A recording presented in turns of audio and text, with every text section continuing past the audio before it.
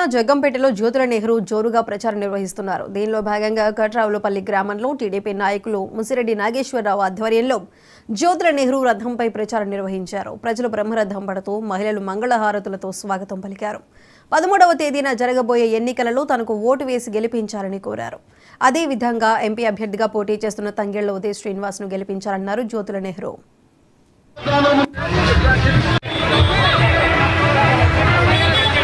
వచ్చేస్తున్నారనుకోనండి, దీవించండి, ఆశ్రయించండి, గుర్తుపై వేయండి. ఎంపీ అభ్యర్థిగా పోటీ చేస్తున్న ఉదయ్ శ్రీనివాస్ కి జనసేనకని నిరూపించండి. అభివృద్ధి సంక్షేమాన్ని అందించే మన జ్యోతుల ముందుకు వస్తున్నారండి.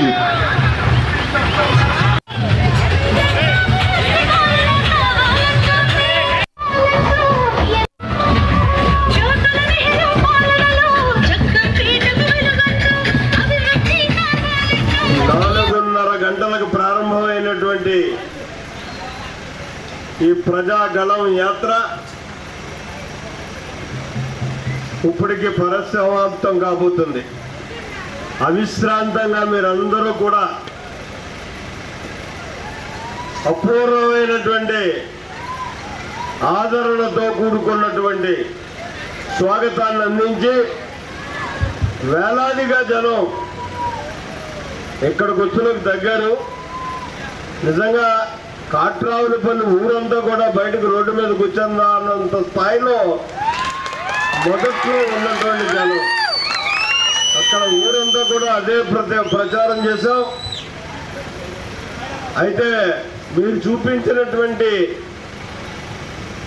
ఈ చొరవకి, ఈ అభిమానానికి,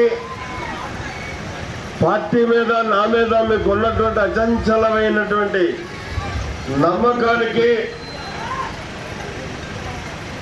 మరి నేను ఎప్పుడూ కృతజ్ఞుడిగానే మీకు ఉంటాను అని చెప్పి ఈ సందర్భంగా మనవి చేసుకుంటూ,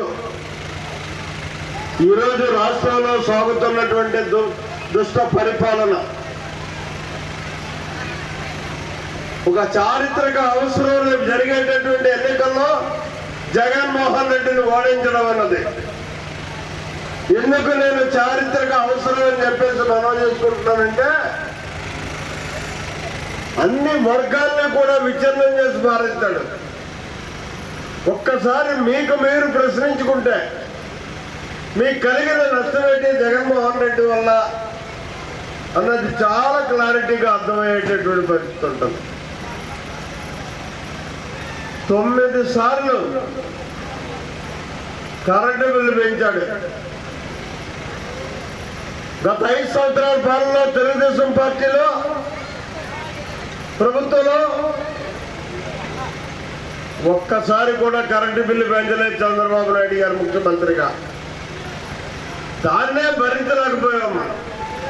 అంటే ఆ వందకే భారం ఎక్కువై ఉంది.